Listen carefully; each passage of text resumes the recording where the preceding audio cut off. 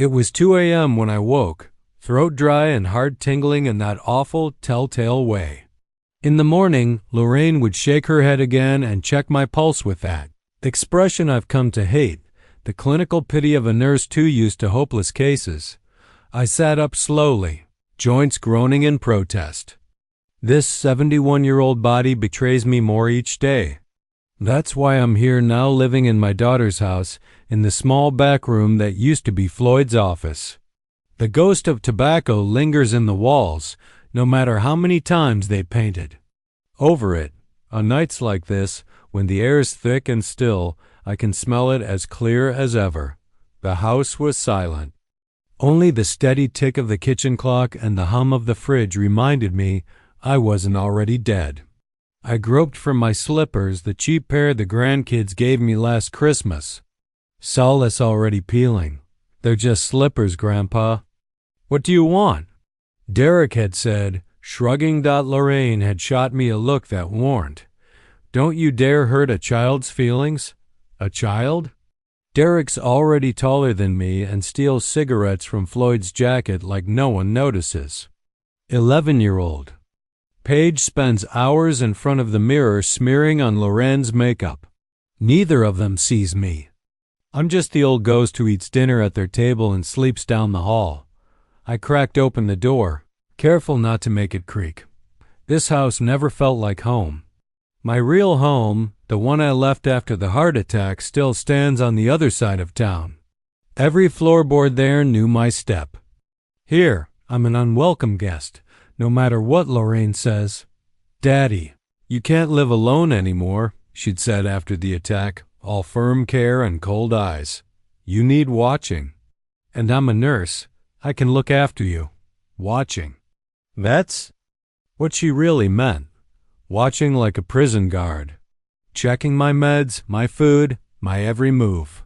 5 surprise room inspections a day to make sure I'm still breathing. In the kitchen, I poured myself a glass of water. My hand shook, spilling. Droplets I quickly wiped with my sleeve. Lorraine hates mess. Got that from her mother, Elizabeth. But where Elizabeth's love of order was gentle, Loren's is rigid, controlling. Elizabeth. 3 years and I still wake up reaching for her side of the bed. 47 years together. Then 6 months of cancer, and she was gone. The world lost its color the day she left.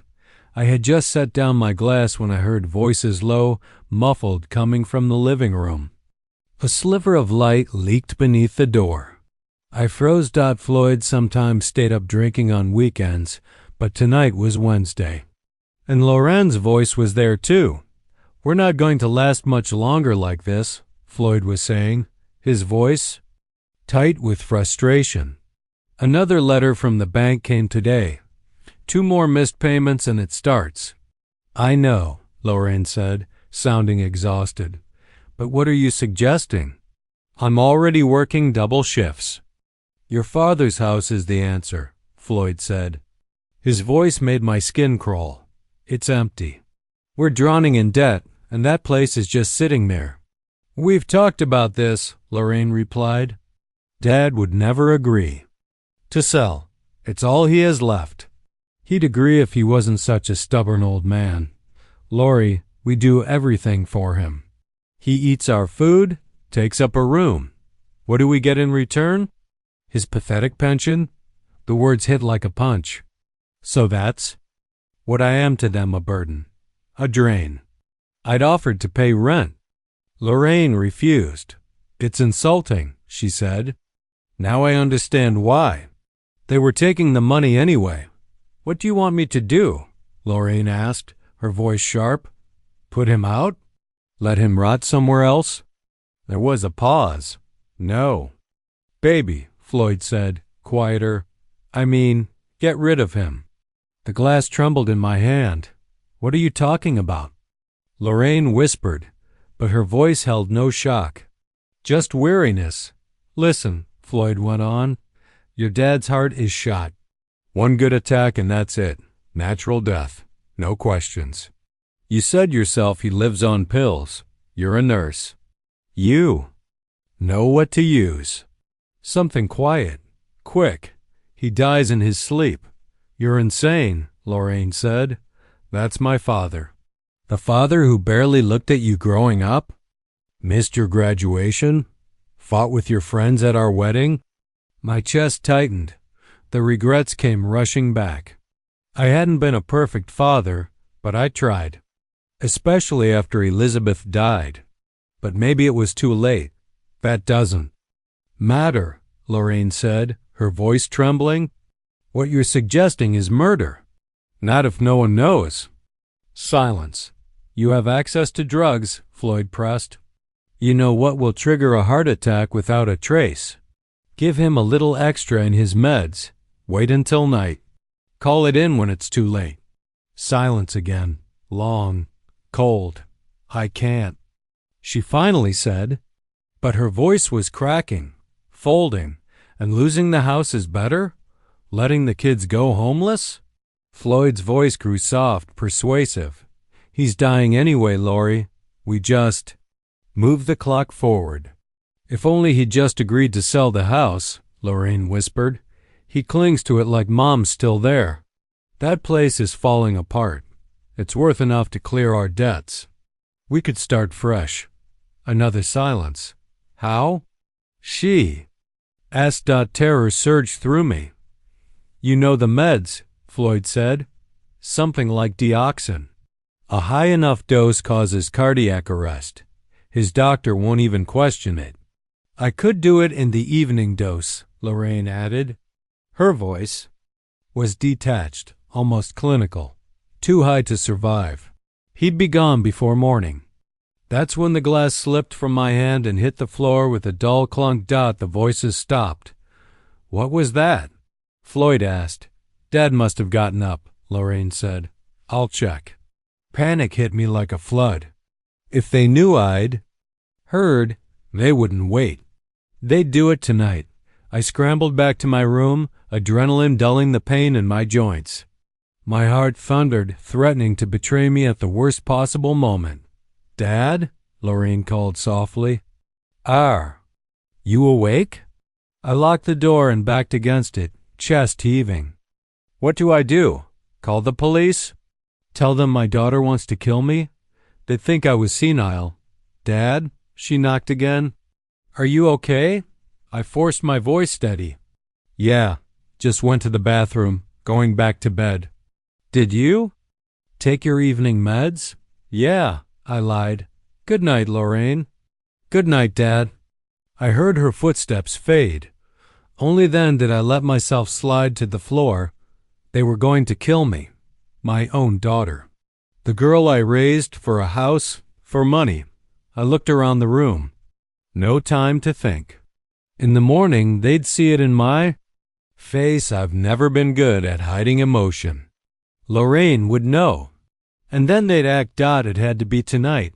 I pulled out an old gym bag and packed in a hurry underwear, sweater, socks. My documents, wallet, a wad of emergency cash I'd hidden years ago, jeans, shirt, raincoat. It was February. Cold. But I'd rather freeze than die in that bed by my daughter's hand. I opened the window slowly. The room was on the first floor just. Some lilac bushes below. The night air slapped my face as I swung one leg out, joints screaming. But I made it out. I was free. For now. My heart pounded in my chest, the cold seeping into my bones. But I didn't care. I couldn't die here. Not like this. Not by letting them win. Slowly trying not to make any noise, I made my way across the backyard to the wicket. It creaked open and I froze, expecting a light to come on in the house for someone. To call my name, but nothing happened. The street was deserted. The street lights cast yellow circles on the asphalt. Where to go? I had no friends in the neighborhood. Everyone I knew lived near my old house on the other side of town. I moved forward, just tugged away from Lorraine and Floyd's house. Each step was hard. The cold air stung me lungs, but fear drove me forward. Fear and the bitterness of betrayal. Get rid of the old man, I heard in my ears. I had become just an old man Totham, a burden, an obstacle to solving their financial problems. I was walking down Federal Way at night, a gray-haired old man with a bag, running away from yon daughter's house, walking to save my life, walking, not knowing where or to him. But he knew exactly what he was running from. His own people who had turned into strangers, blood that had been poisoned by greed. Their plan will fall apart tomorrow when they discover my disappearance. They won't be able to tackle me if they don't find me.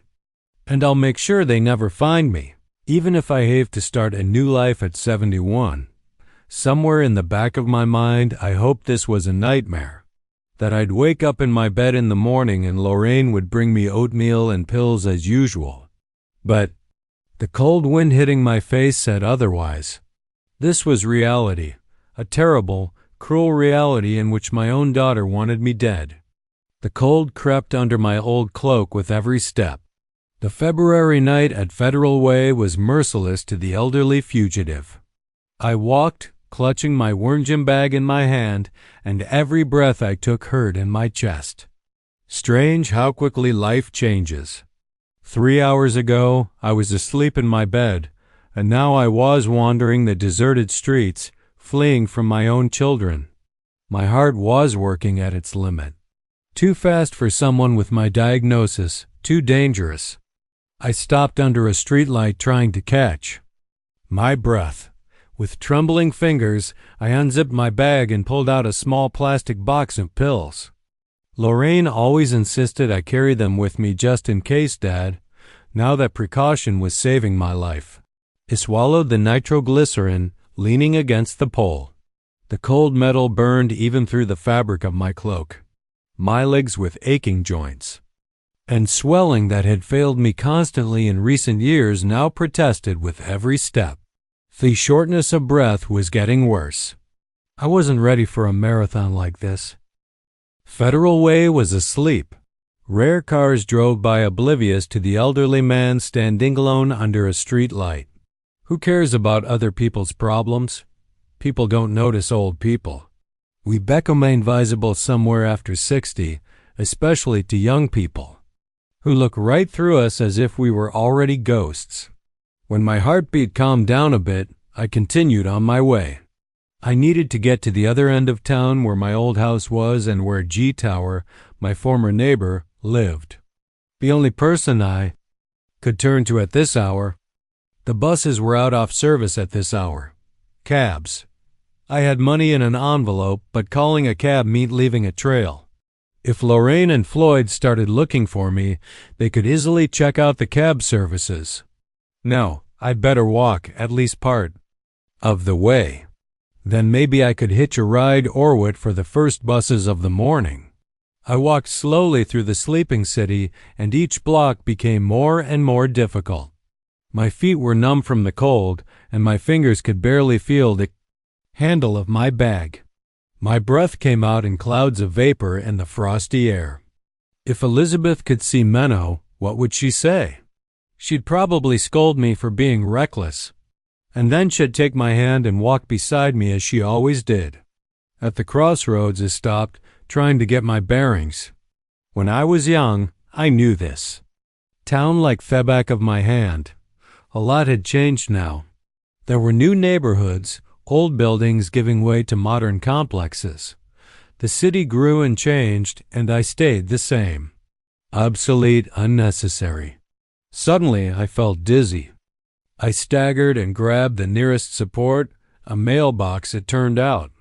Black spots swam before my eyes. Not now, I begged. Not a heart attack in the middle of the street. Don't let them win so easily, Whitmore. I took a few deep breaths like the cardiologist taught me, concentrated on my breathing, trying to calm my pulse. Gradually, the dizziness receded, but I knew I couldn't last much longer like this. I needed shelter, warmth, rest. Across the street, the sign for a convenience store glowed. This was a chance. I crossed the street slowly, writhing against the pain in my knees, and pushed open the store's door. Warm air blew across my face. A young guy with headphones was dozing behind the counter. He looked up lazily when the doorbell jingled and ducked back into his phone. No interest in the elderly customer. I walked between the shelves, pretending to look at the merchandise. In reality, I just needed to warm up and gather my thoughts. Taking a bottle of water from the shelf, I headed for the cash register. "It's cold today," I said, holding out the money. The guy shrugged, keeping his headphones on. "Uh-huh. Can you tell me when the first buses start running?" I grudgingly pulled out one earpiece. 530, I think. Number 20. The stop is around the corner. I nodded gratefully. 530. A few more hours of waiting, but it was better than walking across town. Thank you. Can I just sit there for a while? Warm up? The guy gave me an appraising look. I must have looked pathetic. An old man with red cheeks and a tattered bag. "Only if you buy something else," he said without much enthusiasm. "The boss doesn't like bums sitting here." I didn't explain that I wasn't a bum. Instead, I bought a pack of cookies and a cup of instant coffee from the machine. The guy nodded at the table by the window, and I sank down on the plastic chair with relief. The hot coffee warmed my hands. I looked out the window at the empty street and thought about how I'd gotten to this point in my life. 71 years old, almost. A lifetime behind me, and here I am sitting in a convenience store, running away from young children who want to kill me. Time stretched agonizingly slow. I dozed off, waking up at every sound. Finally, it started to get light outside the window. The clock on the wall read 5 in the morning. It was time to move on. I thanked the cashier, who didn't even seem to notice. I was still here and walked outside. Dawn was coloring the sky a pale pink. It was getting a little warmer. Or maybe my body was just coming to terms with the cold. The bus stop was empty. I sat down on a bench, holding my bag tightly. There's no one to steal from this early, but the habit of not trusting those around me was deeply ingrained. Elizabeth always said I was too suspicious. Well, now that's suspicion cold. Saved my life. The bus arrived right on schedule.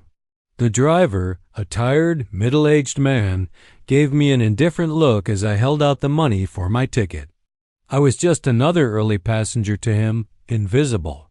The interior of the bus was almost empty. Only at the very back was a woman in a maid's uniform dozing, probably on her way to a morning shift at some hotel. I sat by the window, clutching my bag to me. The bus moved off, and I watched the familiar streets float by, somewhere out there. In their house, Lorraine and Floyd might have already discovered my disappearance. What would they do? Will they look for me? Would they notify the police? 40 minutes later, I got off at the right stop. It was only 2 blocks from here to G's house. My legs felt better after resting on the bus, and I walked faster than I had the night before. The neighborhood was painfully familiar. This was where I'd lived most of my life. Here, Elizabeth and I had raised Lorraine. Here, we'd made plans for a future that was now gone. Gar's house looked exactly as I remembered it. A small one-story house with a green roof and a white picket fence. Gar had always been proud of his garden, but now in February, the garden was bare and lifeless. I stopped hesitantly at the gate. 6:30 in the morning, too early for a visit. But there was no choice. Gathering my courage, I pushed open the wicket and went to the door. The bell rang somewhere in the back of the house. I waited, shifting from foot to foot with cold and nervousness. What would I tell G? How would I explain my showing up this early? The truth? Who would believe such a wild story? A moment later, footsteps sounded outside the door. The lock clicked and Gar Tower, my neighbor for 30 years, appeared on the threshold. He had aged a great deal since the last time I'd seen him. His hair was completely gray, his face wrinkled, but his eyes remained the same, clear and attentive. Whitmore. The surprise in his voice was genuine. "What the hell are you doing here so early?" "Gar," my voice shook. "I'm sorry to bother you. I need help." Hess stared at me for a few seconds, then stepped aside. "Come on in. You look lousy." I gratefully stepped over the threshold. The house was warm and smelled of coffee. G was probably already up and making breakfast. "Come into the kitchen," he said, closing the door. I just put the coffee pot on. I walked down the familiar hallway. Gar's house hadn't changed much over the years. Same pictures on the walls, same worn carpets. After his wife Margaretted, he'd lived alone, just as I had after Elizabeth left. Only he was luckier. His children lived in other states and couldn't control his every move. In the kitchen, G pointed me to a chair and silently poured coffee into 2 cups. He put one in front of me and sat down across from me. "So tell me," I said, looking at me carefully, "what happened?" I wrapped my hands around Theckup, savoring the warmth. Where to begin? How do I explain the horror of what happened? "Lorraine and Floyd want to kill me," I said bluntly. There was no point in beating around the bush. He blinked. His hand holding the cup froze halfway to his mouth. "What?" "I overheard them talking last night.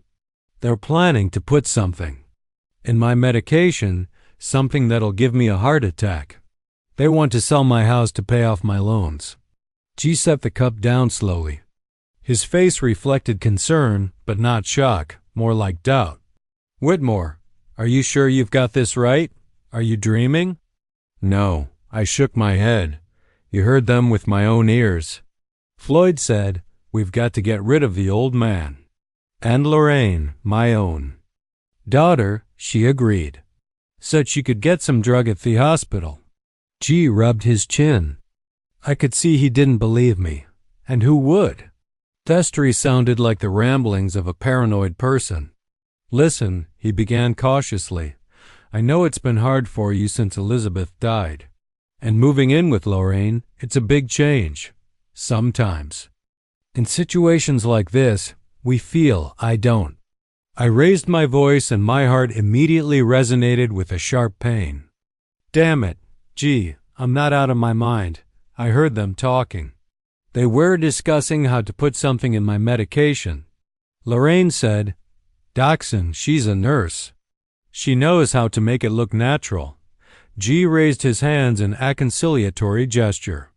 All right, let's not get heated. Tell me everything in order." I took a deep breath, trying to calm down. Then I detailed how I'd woken up in the night, how I'd heard them talking in the living room, what they'd said. Glistened insolence. Not interrupting. When I finished, he stared at his cup for a long time, as if searching it for answers. "This is a serious accusation, Whitmore," he said at last. "You realize that without proof?" "I know." I rubbed my eyes tiredly. "That's why I didn't go to the police. Who's going to believe an old man accusing his nurse daughter of attempted murder? They'll say I'm out of my mind or that it was a side effect of the medication." G nodded. He understood the situation as well as I did. "What do you plan to do?" I shrugged. I didn't really have a plan. I was just running for my life. I don't know. I need somewhere to wait it out, to think. Maybe find a way to prove their intentions. G tapped his fingers on the table thoughtfully.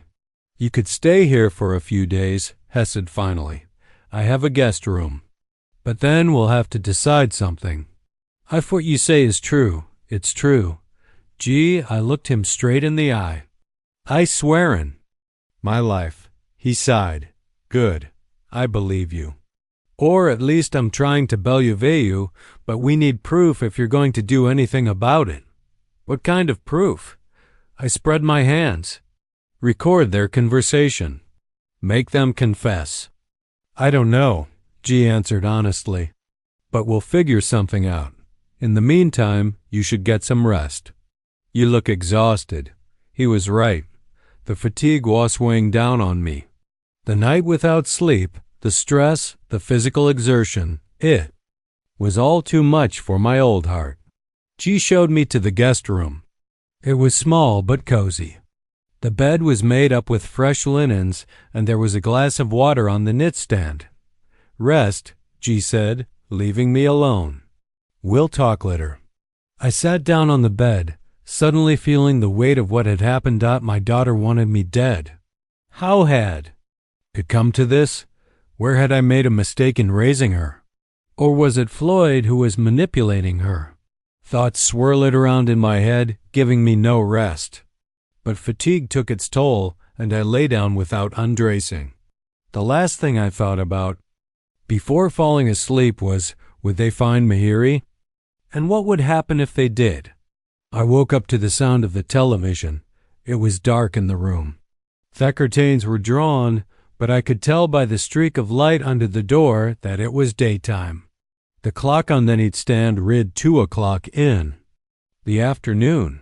I had slept for almost 8 hours. Getting out of bed, I felt every muscle aching. The night's walk had not gone without a trace on my old body. I listened to my heart. It was beating steady without interruptions, a good sign. After washing up in the small bathroom, I went out into the living room. G was sitting in a chair in front of the TV watching the news. "Oh, you're awake," he said when he saw me. "How are you feeling?" "I've been better," I said honestly, sinking down onto the couch. "But I'm alive, and that's what matters." Nodded and pointed to the TV. "Watch." There was a local news program on the screen, and I was horrified to see my picture. Underneath it ran the line, "Missing elderly man with heart failure wanted." The announcer said, "Federal Way police are asking for help in locating 71-year-old Whitmore Hampton, who disappeared last night from his daughter's home. The man suffers from heart failure and requires constant medication.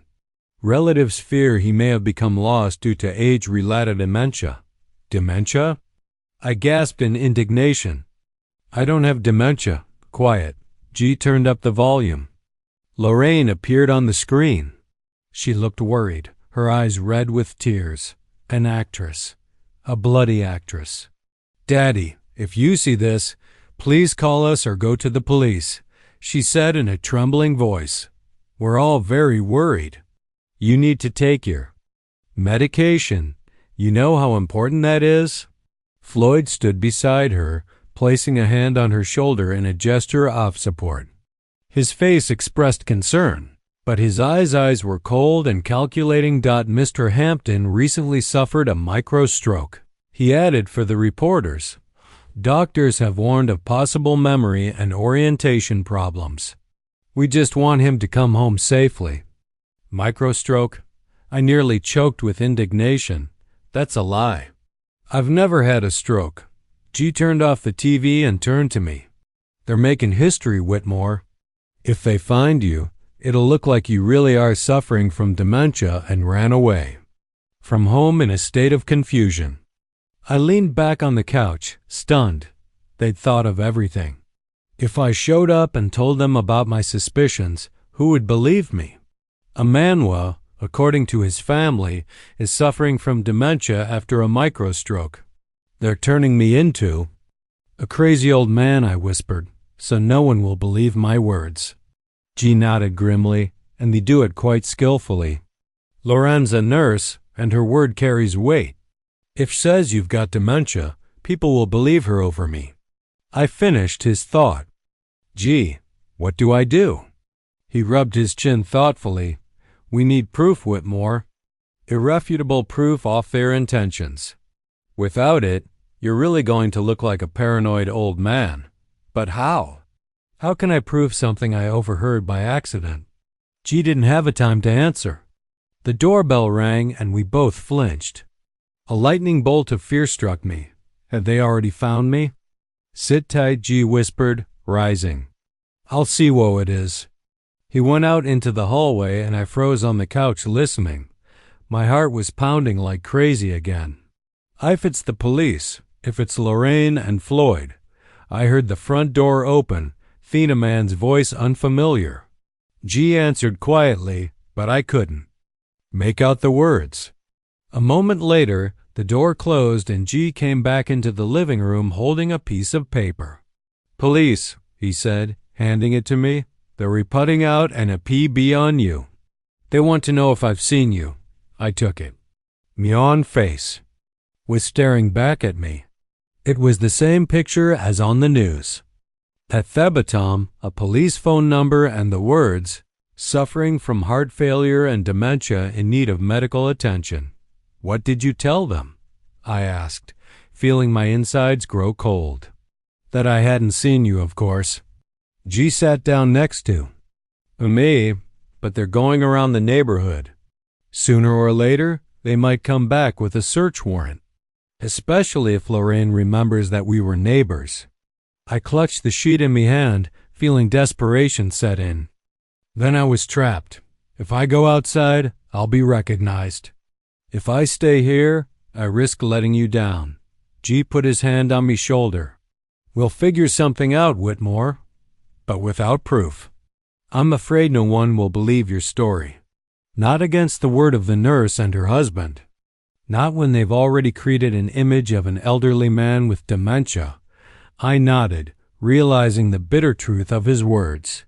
Without proof, I was just a crazy old man who ran away from home. And no one, absolutely no one, would believe that my own daughter was planning my murder. On my third day at GS, I realized I could no longer hide like a frightened rabbit. The police continued their search. My face was on the news, and the story of the old man with dementia was growing.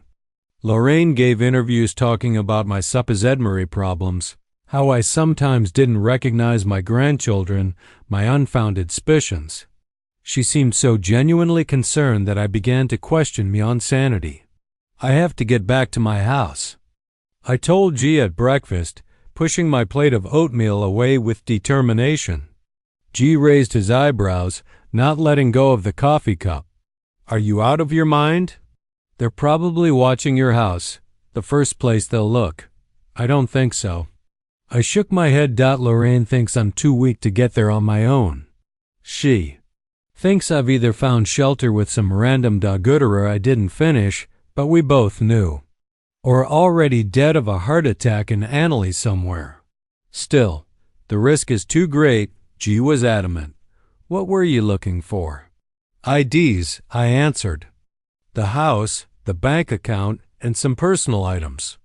If I'm going to prove their intentions, I need to make sure my house is safe." G sighed, acknowledging my point. Over the days, he'd finally come to believe my story, especially after what heard. The new version of why I disappeared. I'd been paranoid, refusing to take my medication, and on the eve of my escape, accusing Lorraine of putting poison in it.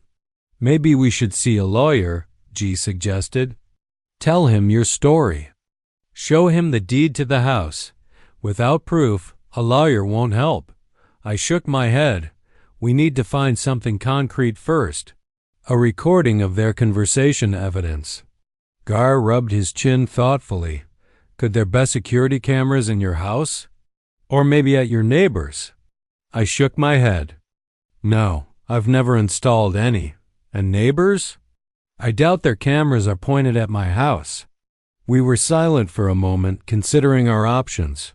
Finally, Gar said, "Okay, let's say you go, but no to Loney. I'll go with you and wait outside. If anything goes wrong, I'll step in." I nodded gratefully. G was a true friend. At 73, he was still strong and energetic from years of construction work and regular trips to the pool. Unlike me with my heart condition and arthritis, we decided to go in the evening when it was dark.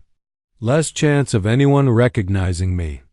Gar lent me a baseball cap and an old jacket, a rudimentary disguise, but better than nothing. The day dragged. Agonizing, Laszlo. I was nervous, checking my pulse often, afraid that my heart might fail at the worst possible moment. Before leaving, I took all the necessary medications and put some spare pills in my pocket just in case. At 7 o'clock that evening, we got into G's old Ford. I pulled my baseball cap low over my eyes and squirmed in the passenger seat. My house was 20 minutes away, a quiet neighborhood of neat one-story houses where Elizabeth and I had lived most of our lives. "Remember," G said, turning down my street, "you go in, get what you need, and get right out. No sentimental walks through. Rooms, no delays. If you see a light or Floyd's car, you leave right away. I'll be waiting around the corner." I nodded, though inside I was shrinking with fear. What if they really are watching the house? What if the police are patrolling the neighborhood? But it was too late to back out. G stopped the car a block before my house. I took a deep breath, gathering my strength. "Good luck," G said, squeezing my shoulder. "I'll wait here for 30 minutes. If you don't come back, I'll follow you." I got out of the car, feeling the February chill immediately. My house was visible at the end of the street, dark windows, no signs of presence. I walked slowly, trying not to attract attention, even though the street was deserted. It was a typical weekday evening. Everyone was home, eating dinner, watching TV. As I approached the house, I stood still for a second, looking at the familiar facade. This is where my life has been. This is where I was happy with Elizabeth. This is where Lorraine grew up. And here she had chosen to betray him. I still had the key, a little secret Lorraine didn't know about. She thought she'd taken all the keys when she moved in with her. But I always kept a spare and a stash in the backyard under the false bottom of the old birdhouse I'd made for Lorraine when she was a child. I walked around the back of the house, fumbled in the darkness for the birdhouse, pulled out the key. My hands trembled as I slid it into the back door lock. A quiet click and I was inside. The house smelled musty and dusty. 6 months without airing. Without life. I moved cautiously, keeping the lights off, navigating by memory. I made my way through the kitchen to my study where a desk drawer held all the important papers. The moonlight streaming in through the unshaded window provided ample illumination. I opened the desk drawer and started going through the folders. House papers, insurance, bank statements. Everything was in place. I was putting the papers into the bag I brought with me when I heard the sound of a car pulling up. My heart skipped. A beat. I froze, listening. A car door slammed, then a second one. Voices. I recognized them immediately. Lorraine and Floyd. Panic came over me in a cold wave. "They're here." I looked around for cover. There was nowhere to hide in Theophis. We'd have to get out the back door before they came in. Too late. The key turned in the front door lock. A flick of the switch and light flooded the hallway. A strip of it visible from under the study door. "It's all covered in dust." Loren's voice sounded annoyed. "We'll have to hire a cleaning service before we show the house to the buyers." "We'll have to get rid of the junk first," Floyd replied. "All that old furniture books. Who needs it?" I squirmed. At the table, barely breathing. They were talking about selling the house like I was already dead, like I never existed. The realtor said, "It's in a good neighborhood and it might be worth more than we thought," Lorraine continued. "Especially if we do some cosmetic repairs." "We don't need a makeover," Floyd objected. "There's no time." The bank gave us a final warning. 1 more month of delinquency and we'll be in foreclosure. I know. Lorraine sounded tired. Damn loans. I never would have agreed to that boat if I'd known. "Hey, you wanted the boat." Floyd was indignant. "Like the Jenkins, only better, you said." "What about a car? A vacation in the Maldives?" "Did I want all that too?" "We both wanted that." Floyd's voice softened. "And we can't still have it. We just have to solve the problem with your father." There was silence. I could hear their footsteps. They moved around the house, peering into rooms closer and farther away. Izad huddled in a corner, praying to all the saints that they wouldn't come into the study. "Did you see the news?" Lorraine asked. No sign of him. It was like he'd vanished into thin air. Maybe did, replied Floyd grimly. At his age, with his heart on the street on a February night. You know what I mean? Don't say that. Lorenz. Voice trembled. He's my father, Floyd. The father you were ready to send to the grave with your own hands, Floyd said. Don't play the caring daughter, Laurie. We both know you never liked him much. It's different, Lorraine said quietly. A controlled situation is one thing. I doyed gently, painlessly. It's quite another to think that he might be freezing or starving somewhere or already lying there. That's enough. Floyd cut her off. We need to think about the future. How to save. Our home, our lives. Missing is missing. Even better. No messing around with counterfeit drugs. What if he's found? I could hear the fear in Lorenz's voice. What if Head told someone he heard us talking? Who? Floyd grinned. He doesn't have any friends. All his old buddies are in the grave. And if he did go to the police, who'd believe him?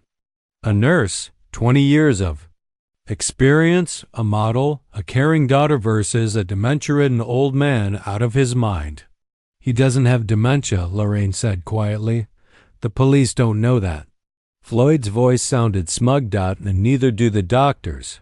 And the medical records can be tweaked. You have access. Lorraine sighed. Okay, let's go through the rest of the rooms. We need to make a list of what can be thrown away and what can be sold. Their footsteps approached the study door. I froze, out of breath. My heart was pounding so hard it felt like they should hear it pounding. The doorknob turned and light from the hallway streamed into the room.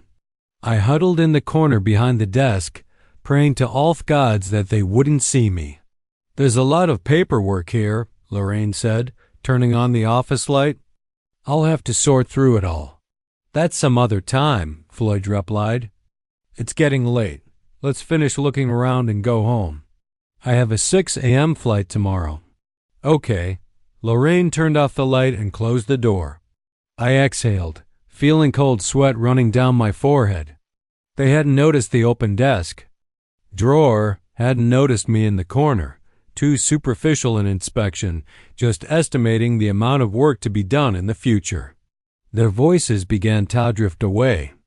They were discussing what to do with the furniture, what price to ask for the house, who to hire to clean it. They were talking about all of this so casually, as if it wasn't about my house or my life. 15 minutes later, I heard the front door slam.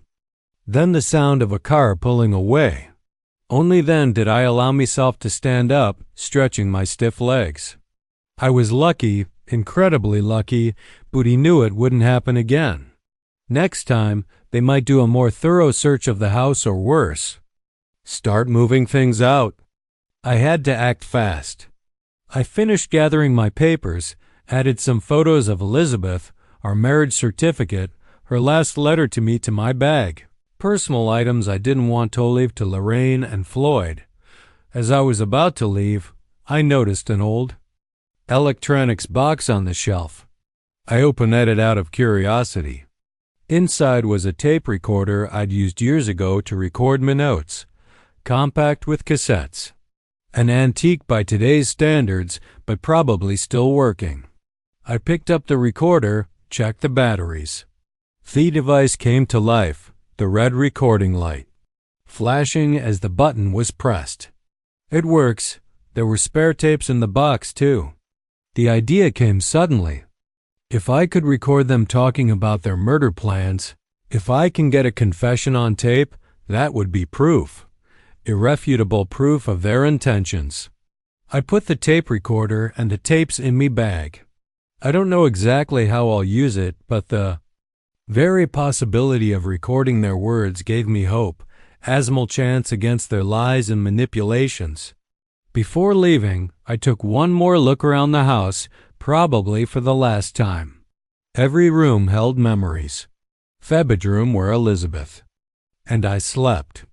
The living room where we celebrated Lorraine's birthdays. The kitchen where we made pancakes as a family on weekends. How it's all changed. how everything had fallen apart. I went out the back door, locking it carefully behind me. Put the key back in the stash. It might still come in handy. Then, looking around, I hurried to where G was waiting for me. He was visibly nervous. When he saw me, "You're late. I was about to follow you." "Lorraine and Floyd were coming," I answered, climbing into the car. "I had to hide." G's eyes widened. "And they didn't see you?" "No," I shook my head. "They were just looking at the house, planning the sale. They're sure I've either run far away or I'm already dead." G shook his head, starting the car. "What kind of people?" "Their own family." "Family?" I grinned bitterly. "You know what I realized, G? Family isn't blood. Family is the people who care about you, who will never betray you." He nodded silently, pulling out onto the main road. We were both thinking the same thing. How often the closest people are the most dangerous, and how the loneliness of old age makes us vulnerable to their betrayal. "What are you going to do next?" G asked when we were halfway to his house. I took the tape recorder out of my bag. I found it in the study. "It's old, but it works. If I can record their confession," whistled. "That's not a bad idea. But how are you going to do it?" Go back to their house, I wondered.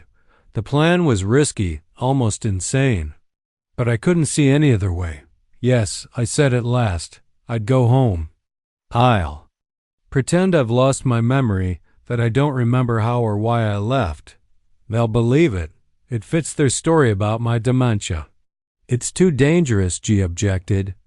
"What if they try you right away?" "They won't." I shook my head. "Not right away. They'll be careful. There's been too much attention on our family since I disappeared. They'll wait until things calm down. In the meantime, I'll try to record their conversation." Gar shook his head disapprovingly, but didn't argue. He realized I didn't have much choice. Without proof, I was just a runaway old man with presumed dementia. And with a recording of their confession, with the tape, I'd have a chance. We drove back to Gar's house and spent the rest of the evening working out a plan. How I would contact Lorraine, what I would say about me disappearance, how I would hide the tape recorder, where I'd keep it, so they wouldn't find it. It was a risky plan, but it was the only way to protect myself and my home. The only way to prove that I wasn't a senile old man out of my mind, but a victim of my own children's greed. As I fell asleep that night, I thought of Elizabeth. What would she say if she knew what our daughter had become? What would she do in my shoes? The answer was obvious. Elizabeth had always fought for justice. She wouldn't give up, wouldn't let them win, and neither would I. For Elizabeth's memory, for myself. To prove that old age does not make a man helpless and powerless. Even with a bad heart, one can find the strength to fight when one's life is at stake. The next morning began with preparations. Helped me check the recorder. We recorded a test message, listened to it, made sure the quality was acceptable. Then we discussed where I would hide it. Pockets don't work, G reasoned. It's too conspicuous. And if they suspect anything, they'll check them first. I nodded, going over my options in Mimond. Finally, a decision came. I usually wear the vest under my shirt, I said. You could sew an inside pocket into it. The recorder's small, so it wouldn't be noticeable. G chuckled approvingly. His late wife used to sew, and he still had needles and thread. Field vest I'd worn under my shirt for warmth now had a secret pocket between the lining and the outer fabric. Their recorder fit perfectly into it. Now the key is to remember to turn it on and off at the right moments, G reminded me, and change the tapes. I nodded. We decided I would hide the tapes in the shoebox where I kept my old photographs. Lorraine had never been interested in that box, thinking it was just the junk of a sentimental old man. Then came the most difficult part, Lorraine's phone call. Gar and I rehearsed for a long time what I would say. The story had to sound convincing to fit in with their version of my supposed dementia. It yelled my daughter's number from G's phone. She answered after the first beep as if she'd been sitting with Phephone in her hands, waiting for a call. Hello? Her voice sounded strained. Lorraine, it's Daddy, I said, trying to make my voice sound tired and weak. Daddy, she exclaimed, with such convincing relief that I almost believed her sincerity. Lord, where are you? We're going crazy with worry. I don't know how to explain. I paused as G and I had agreed. I got sick in the night. I went out for air and I don't remember anything. I woke up at a bus stop.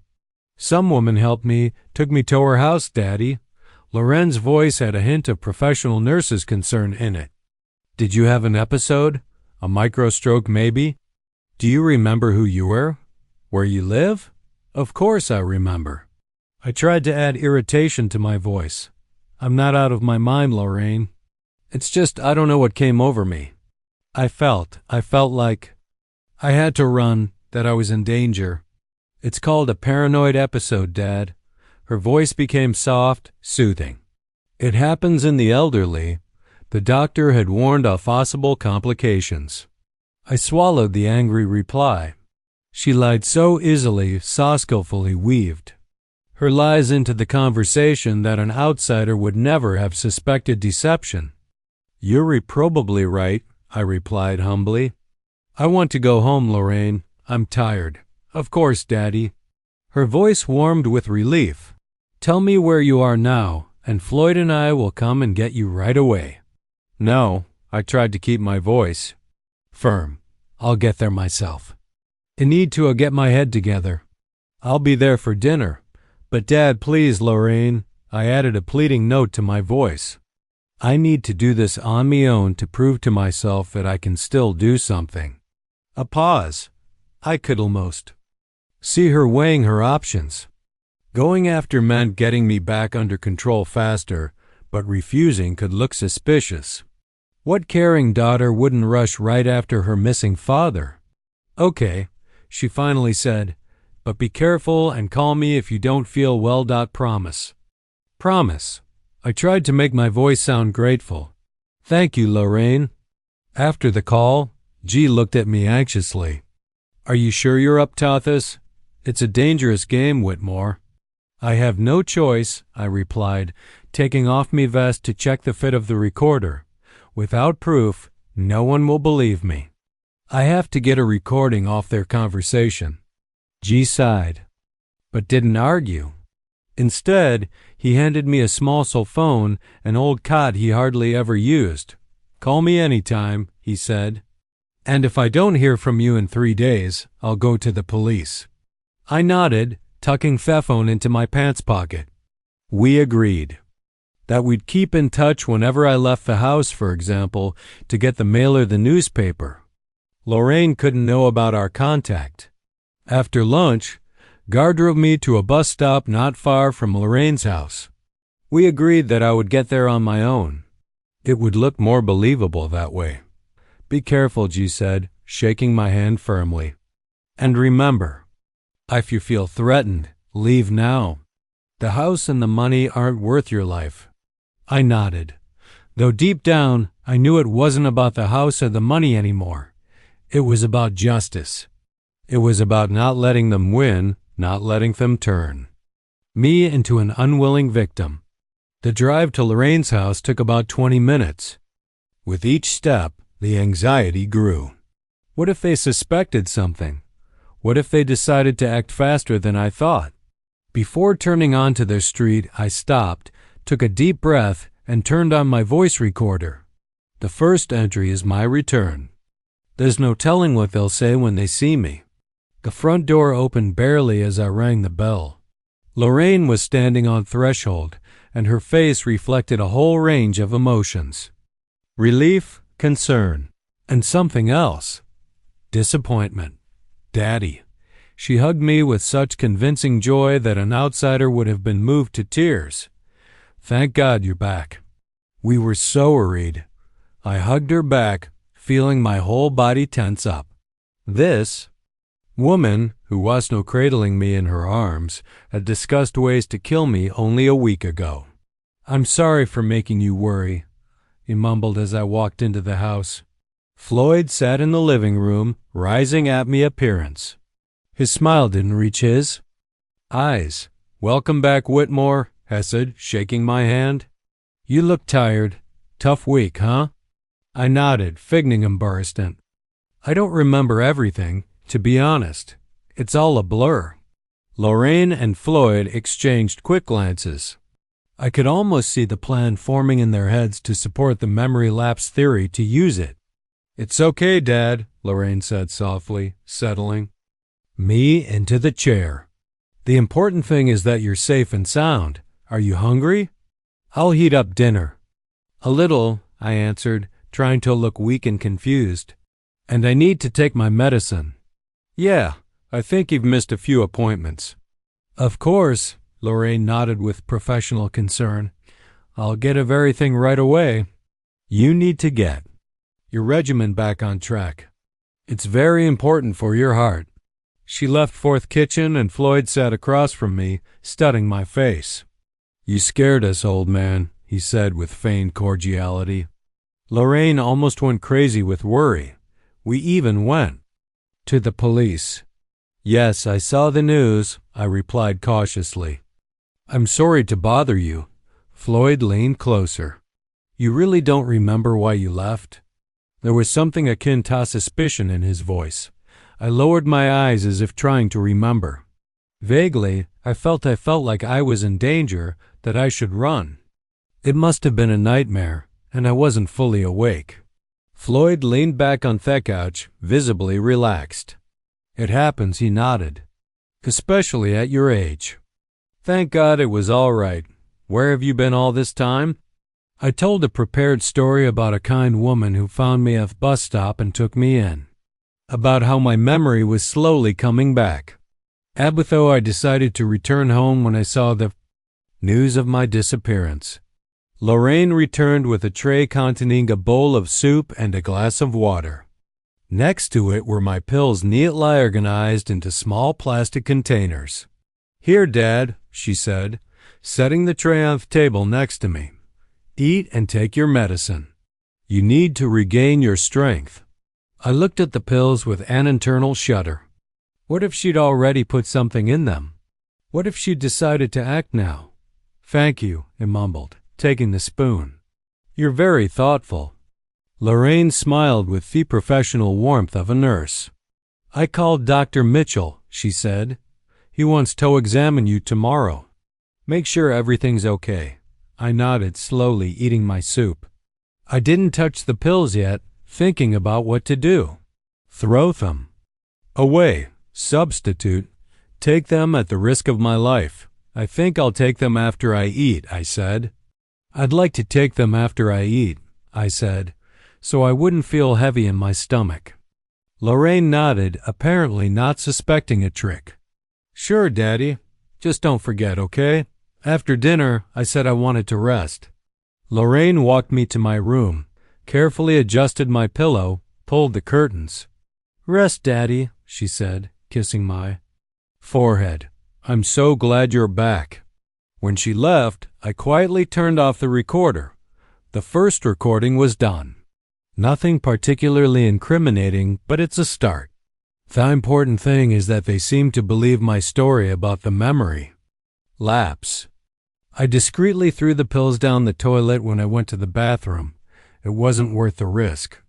I had some spare ones in my bag that I'd brought with me, the ones Gar had given me from his own supply. That's what I took instead of the ones Lorraine had given me. The next 2 days passed intense anticipation. See you next time. Good luck.